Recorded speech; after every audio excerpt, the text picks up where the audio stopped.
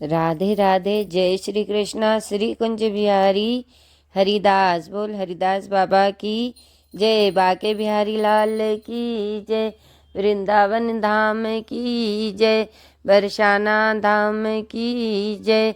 श्री राधिका प्यारी की जय। राधे राधे भक्तों।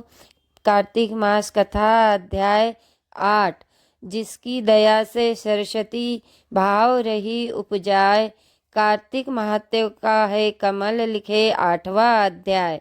नारद जी बोले, अब मैं कार्तिक व्रत के उद्यापन का वर्ण करता हूँ, जो सब पापों का नाश करने वाला है।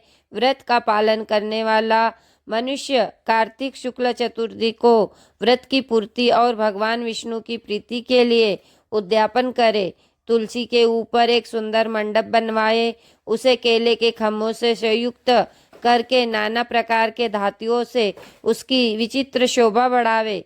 मंडप के चारों ओर दीपों को की श्रेणी सुंदर ढंग से सजाकर रखे। उस मंडप में सुंदर वंदमाला बंदरवार से सुशोभित 4 दरवाजे बनवावे और उन्हें फूलों से 4 तथा चवर से सुसज्जित करे।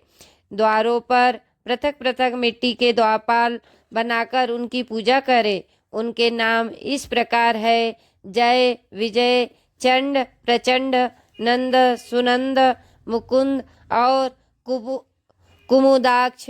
उन्हें चारों दरवाजों पर दो दो के क्रम से स्थापित करे। भक्ति पूर्वक उनका पूजन करे।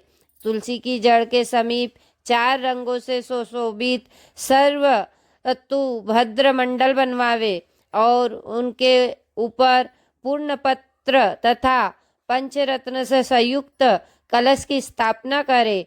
कलश के ऊपर शंख चक्र गदाधारी भगवान विष्णु का पूजन करे। भक्ति पूर्वक उस तिथि में उपास करे तथा रात्रि में गीत वाद कीर्तन आदि मंगलमय आयोजनों से साथ जागरण करे। जो भगवान विष्णु के लिए जागरण करते समय भक्ति पूर्वक भगवत वत्सल संबंधी पदों का गान करते हैं, वे सैकड़ों जन्मों के पाप राशि से मुक्त हो जाते हैं। जो मनुष्य भगवान के निमित्त जागरण करके रात्रि भर भगवान का कीर्तन करते हैं, उनको असंख्य गौदान का फल मिलता है। जो मनुष्य भगवान की मूर्ति के सामने नित्य गान करता है, उनके अनेक जन्मों के एकत्रित पाप नष्ट हो जाते हैं। जो भगवान के सन्मुख बैठकर कीर्तन करते हैं और बंसी आदि बजाकर भगवत भक्तों को प्रसन्न करते हैं तथा भक्ति से रात्रि भर जागरण करते हैं, उन्हें करोड़ों तीर्थों का फल मिलता है। उसके बाद पूर्णमासी में एक ब्राह्मण को निमंत्रित करे। प्रातःकाल स्नान और देव पूजन करके वेदी पर अग्नि की स्थापना करे और भगवान की प्रीति के लिए तिल और खीर की आहुति दे। होम की शेष विधि पूरी करके भक्ति पूर्वक ब्राह्मणों का पूजन करे और उन्हें यथाशक्ति दक्षिणा दे। फिर उनसे इस प्रकार क्षमा प्रार्थना करे: आप सब लोगों की अनुकंपा से मुझ पर भगवान सदैव प्रसन्न रहे। इस व्रत को करने से मेरे 7 जन्मों के किए हुए पाप नष्ट हो जाए और मेरे संतान चिरंजीवी हो। इस पूजा के द्वारा मेरी सभी मनोकामना पूर्ण हो। मेरी मृत्यु के पश्चात मुझे अतिशय दुर्लभ विष्णुलोक की प्राप्ति हो। पूजा के संबंध वस्तुओं के साथ गाय भी गुरु को दान में दे। उसके पश्चात घर वालों और मित्रों के साथ स्वयं भोजन करे। भगवान त्रयोदशी तिथि को शयन से उठे, त्रयोदशी को देवताओं से मिले और चतुर्दशी को सबने उनका दर्शन एवं पूजन किया। इसलिए उस तिथि में भगवान की पूजा करनी चाहिए। गुरु की आज्ञा से भगवान विष्णु की स्वर्णमयी प्रतिमा का पूजन करे।